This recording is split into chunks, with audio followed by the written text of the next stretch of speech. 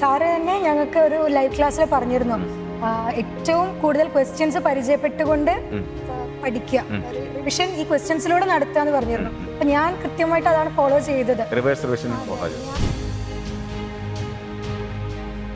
Exam ഹാളിലെ pressure നീ താങ്ങിയതുകൊണ്ടാണ് നിനക്ക് 8ാം rank കിട്ടിയത്. എങ്ങനെയാണ് ആ പ്രഷർ താങ്ങിയത്? നമുക്ക് തന്നെ റിവിഷൻ എക്സാംസ്, അങ്ങനെ സീരീസ് ഓഫ് എക്സാംസ് ഉണ്ടായിരുന്നല്ലോ. അപ്പൊ അതുകൊണ്ട് എനിക്ക് ടൈം മാനേജ്മെന്റ് ഒന്നും ബുദ്ധിമുട്ടായിരുന്നില്ല. പിന്നെ നമ്മൾ അധികം പരിചയപ്പെട്ടത് സ്റ്റേറ്റ്മെന്റ് ക്വസ്റ്റ്യൻസ് ആണ്. അതുകൊണ്ട് സ്റ്റേറ്റ്മെന്റ് ക്വസ്റ്റ്യൻസ് കണ്ടപ്പോൾ പേടി തോന്നില്ല.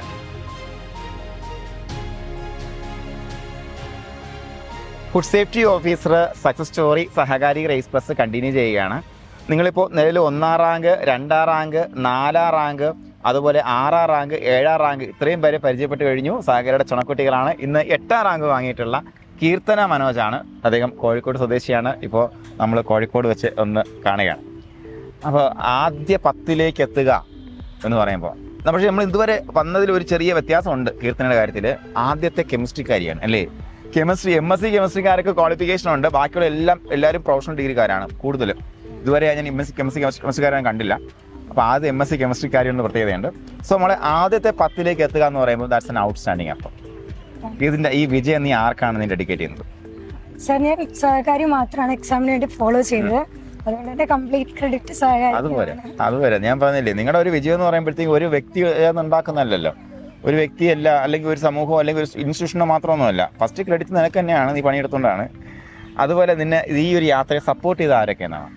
സർ, ഞാൻ ഓൾറെഡി വർക്ക് ചെയ്തുകൊണ്ടാണ് പ്രിപ്പയർ ചെയ്തിരുന്നത്. അതുപോലെ തന്നെ വേറൊരു ഡിഫറെന്റ് ആയിട്ടുള്ള കെമിസ്ട്രി ബാക്ക്ഗ്രൗണ്ടിൽ നിന്നാണ്. അപ്പൊ ഈ എക്സാമിന്റെ സിലബസ് ഒക്കെ നോക്കുമ്പോൾ എനിക്ക് കെമിസ്ട്രി മാത്രമേ അറിയണ്ടായിരുന്നുള്ളൂ, കെമിസ്ട്രി മാത്രമേ അറിയുള്ളൂ. അപ്പൊ അപ്പോഴേ പാരന്റ്സ് ആണ് ചെയ്ത് നോക്കൂ എന്നൊക്കെ പറഞ്ഞ് ഇൻസ്റ്റിറ്റ്യൂട്ട് സെലക്ട് ചെയ്തെന്നൊക്കെ അവരാണ്. അപ്പൊ സാറിന്റെ ഡയറി ടെക്നോളജിയുടെ ക്ലാസ് കണ്ടപ്പോഴാണ് എനിക്കിത് പറ്റും, നമുക്ക് നോക്കിയാലും അറിയാത്ത സബ്ജക്റ്റ് ആണെങ്കിലും പഠിച്ചെടുക്കാൻ പറ്റും എന്നൊക്കെയുള്ള ഒരു കോൺഫിഡൻസ് വന്നത്. പിന്നെ ഞാൻ ഏകദേശം ഒരു 1.5 കൊല്ലം സഹകാരിയുടെ കൂടെ ഒരു ജേർണി ആയിരുന്നു. സ്റ്റാർട്ടിങ് തന്നെ ജോയിൻ ചെയ്തു. അച്ഛനാണ് ഇൻസ്റ്റിറ്റ്യൂട്ട് സെലക്ട് ചെയ്തത് അല്ലേ? അമ്മയാണ്. അമ്മ എന്ത് ചെയ്യുന്നു? അമ്മ ടീച്ചറാണ്. എനിക്ക് വീട്ടിലോട്ട് വരണമെന്ന് ആഗ്രഹം ഉണ്ടായിരുന്നു. പക്ഷേ ഇത് ഒത്തിരി പേര് കോഴിക്കോട് തെങ്ങി നിറഞ്ഞുകൊണ്ട് തന്നെ നമുക്ക് എല്ലാവരും വീട്ടിൽ ചെന്ന് അവരെ അമ്മയെ കാണാൻ പറ്റിയില്ല. അച്ഛൻ വന്നിട്ടുണ്ടെന്ന്. നമുക്കിപ്പം ഇതിനു മുന്നേ വേറെ എക്സാം എഴുതി ജോലി ചെയ്യുകയാണ് ഇപ്പോൾ അല്ലേ? ഇപ്പൊ എവിടെയാണ് ജോലി ചെയ്തുകൊണ്ടിരിക്കുന്നത്? കോഴിക്കോട് ഓയായിട്ട് വർക്ക് ചെയ്തുകൊണ്ടിരിക്കുന്ന സമയത്താണ് ഈ നോട്ടിഫിക്കേഷൻ വരുന്നത്. ഓക്കെ, അപ്പൊ ജോലിയോടൊപ്പം ഉള്ള പഠനം വൺ ഓഫ് ദ കീ കാര്യമാണ്. നിങ്ങൾക്ക് കൃത്യമായിട്ട് മനസ്സിലാക്കുക എങ്ങനെയാണ് ദേഹം സമയം മാനേജ് ചെയ്യുന്നതായിരുന്നില്ല. അപ്പോൾ നമ്മളെ ജോലിയോടുള്ള പഠനം ഒപ്പമുള്ള പഠനം എങ്ങനെ മാനേജ് ചെയ്തേ?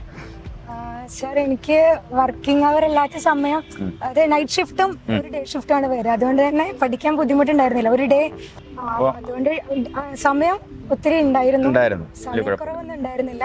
പിന്നെ ക്ലാസ് കാണുക, റെഫർ ചെയ്യുക, എല്ലാം അങ്ങനെ നടന്നു. ഇതാണ് സാർ, ഒരു ലോങ് ടൈം പ്രിപ്പറേഷൻ ആയിരുന്നു. അതുകൊണ്ട് വലിയ കുഴപ്പം വന്നില്ല. നമുക്ക് സിലബസിൽ ചേഞ്ച് വന്നെങ്കിൽ കൂടി നമുക്ക് വലിയ വിഷയം വന്നില്ല, നഷ്ടം മാത്രമേ വന്നുള്ളൂ എന്നുള്ളതാണ്. പക്ഷെ ആ നഷ്ടം നമുക്ക് എവിടെ ഗുണപ്പെട്ടു? ഇന്റർവ്യൂവിന് അത് ഗുണപ്പെട്ടു. അത് നമ്മൾ ആദ്യമേ ലോ പഠിച്ച് തീർത്തുകൊണ്ട് ഇന്റർവ്യൂവിന് ഹെൽപ്ഫുൾ ആയെന്നുള്ളതാണ്. അപ്പോൾ ഞാൻ ചോദിക്കട്ടെ, നമ്മളെ ഇതിന് മുന്നേ മോള് ഇപ്പോൾ ഒരു കേരള PSC എക്സാം ക്രാക്ക് ചെയ്ത ആളാണ്. അപ്പോൾ എനിക്ക് തോന്നുന്നു പല സ്ഥലങ്ങളിലും പരിശീലനം എടുത്തിട്ടുണ്ടായിരിക്കും. അപ്പോൾ നമുക്ക് സഹകാരിലേക്ക് ഇങ്ങനെ നമ്മൾ ഇൻസ്റ്റിറ്റ്യൂട്ടിലേക്ക് വരുമ്പോഴത്തേക്കും നമുക്ക് എന്തെങ്കിലും എക്സ്പെക്ടേഷൻ ഉണ്ടായിരിക്കുമല്ലോ. ആ എക്സ്പെക്ടേഷൻ വേഴ്സസ് റിയാലിറ്റി എന്താണ് നമുക്ക് കിട്ടിയത്? എന്തായിരുന്നു നമ്മൾ എക്സ്പെക്ട് ചെയ്തത്? എക്സ്പെക്ടേഷൻസ് എല്ലാം മീറ്റ് ചെയ്തിരുന്നു സാർ. അതായത് കുറച്ചും കൂടെ നല്ല എക്സ്പീരിയൻസ് ആയിരുന്നു. എനിക്ക് വളരെ സപ്പോർട്ടീവ് ആയിട്ടുള്ള ഒരു മെന്റർഷിപ്പ് അതായിരുന്നു ഏറ്റവും മികച്ച ഒരു ഇതായിട്ട് തോന്നിയത്. പിന്നെ ടീച്ചേഴ്സ് എല്ലാം നല്ല ക്വാളിഫൈഡ് ആണ്. അവര് എപ്പോഴും ഡൗട്ട് ക്ലിയറൻസസിനൊക്കെ അവൈലബിൾ ആണ്.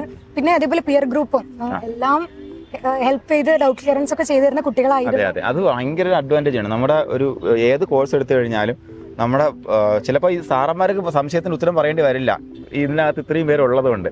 അപ്പോൾ അതിനകത്ത് ഒരു ഗിവ് ആൻഡ് ടേക്ക് പോളിസിയിലാണ് നമ്മുടെ കുട്ടികൾ. നമ്മുടെ സ്ഥാപനത്തിൻ്റെ പേര് സഹകാരി എന്നാണ് കേട്ടോ.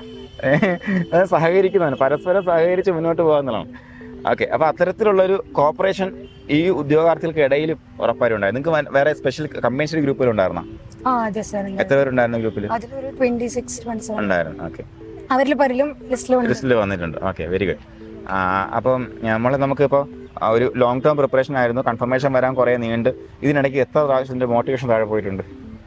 സാർ, അത് നമുക്ക് ഇതേപോലെ സർക്കിളിനും മെന്റേഴ്സിന്റെ അടുത്ത് അത് കിട്ടുന്നതുകൊണ്ട് കുഴപ്പമില്ല, ഡൗൺ ആയിട്ടില്ല അങ്ങനെ അല്ലേ? ഞാൻ ഈ എക്സാം മാത്രമാണ് ഫോക്കസ് ചെയ്തത്, വേറെ ഒന്നും കൂടെ പഠിക്കുന്നൊന്നും ഉണ്ടായിരുന്നില്ല. അതുകൊണ്ട് എനിക്ക് കുഴപ്പമുണ്ടായിരുന്നില്ല. വെയിറ്റ് ചെയ്യാൻ റെഡി ആയിരുന്നു. ഓക്കെ, അപ്പോൾ നമുക്ക് ഈ നമ്മുടെ സ്ട്രാറ്റജി എടുക്കുമ്പോഴത്തേക്കും ഏറ്റവും പ്രധാനമായിട്ട് നമുക്ക് ഒരു ഡെയിലി ക്ലാസ്, ഡെയിലി എക്സാമിനേഷൻ, അത് കഴിഞ്ഞ് വരുന്ന വീക്കിലി റിവിഷൻ എക്സാമിനേഷൻ, പിന്നെ അവസാനം മോഡൽ എക്സാമിനേഷൻ, ഇടയ്ക്കുള്ള മന്ത്ലി എക്സാമിനേഷൻ. ഇത്രയും എക്സാംസ് ആണ് പ്രധാനമായിട്ട് നമ്മൾ മുന്നോട്ട് കൊണ്ടുവയ്ക്കുന്ന കാര്യം.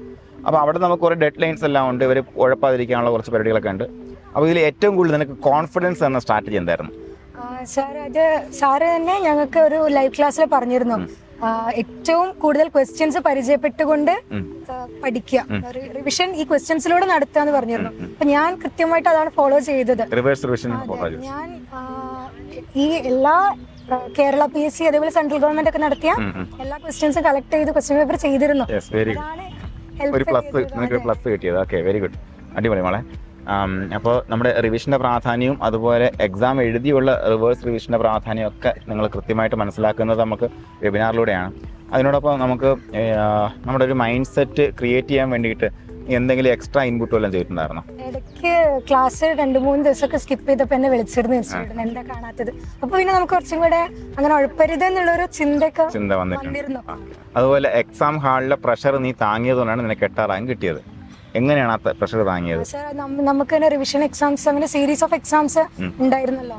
അപ്പൊ അതുകൊണ്ട് എനിക്ക് ടൈം മാനേജ്മെന്റ് ഒന്നും ബുദ്ധിമുട്ടായിരുന്നില്ല. പിന്നെ നമ്മൾ അധികം പരിചയപ്പെട്ടത് സ്റ്റേറ്റ്മെന്റ് ക്വസ്റ്റ്യൻസ് ആണ്. അതുകൊണ്ട് സ്റ്റേറ്റ്മെന്റ് ക്വസ്റ്റ്യൻസ് കണ്ടപ്പോൾ പേടി തോന്നിയില്ല. ഓക്കെ, കുഴപ്പമില്ല. എന്നാലും നല്ല പാടുള്ള എക്സാമിനേഷൻ ആയിരുന്നു. ഓക്കെ, അപ്പോൾ മനസ്സിലാക്കേണ്ടത്രേ ഉള്ളൂ, പാടണോ എളുപ്പമാണെന്നുള്ള കാര്യം നിങ്ങളുടെ റിസൾട്ടിനെ ബാധിക്കില്ല. എപ്പോഴും നിങ്ങൾ പഠിക്കുന്ന കുട്ടിയാണെങ്കിൽ എക്സാം പാടാവാൻ പ്രാർത്ഥിക്കണം, അല്ലേ? പാടാവാൻ പ്രാർത്ഥിക്കുക. അപ്പോഴത്തേക്ക് നമ്മൾ എന്തായാലും പെർഫോം ചെയ്യുന്ന ആൾക്കാർ മുന്നിൽ വരും. അതാണ് എടുത്തു പറയാനുള്ളത്. അപ്പോൾ നമ്മുടെ കുട്ടിയൊക്കെ എന്ത് മെസ്സേജാണ് കൊടുക്കാനുള്ളത്? എസ്പെഷ്യലി കെമിസ്ട്രി ബാക്ക്ഗ്രൗണ്ടിൽ നിന്ന് വരുന്ന ആദ്യത്തെ ആളാണ് കീർത്തന. അതുപോലെ ആദ്യത്തെ അഡ്വൈസ് അല്ലെങ്കിൽ രണ്ടാമത്തെ അഡ്വൈസിൽ നമ്മൾ ഫുഡ് സേഫ്റ്റി ഓഫീസറായി മാറാൻ പോകുന്ന ആളാണ്. ഇനി വരാൻ പോകുന്ന ഉദ്യോഗാർത്ഥിക്ക് എന്ത് മെസ്സേജാണ് നമുക്ക് കൊടുക്കാനുള്ളത്? നമ്മളുടെ ഒരു ക്യാപ്പബിലിറ്റീസ് ഒക്കെ മനസ്സിലാക്കുക, നമ്മുടെ വീക്ക്നെസ് മനസ്സിലാക്കുക. അതുപോലൊരു എക്സാം വരുമ്പോൾ അതിന്റെ സിലബസ് ഒക്കെ നോക്കി ഏറ്റവും നല്ലൊരു ഗൈഡൻസും കൂടെ സെലക്ട് ചെയ്യുക.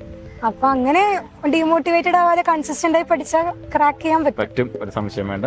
എല്ലാവർക്കും വിജയാശംസകൾ. കീർത്തനയോടൊപ്പം കോഴിക്കോട്ട് നിന്നും താങ്ക് യു.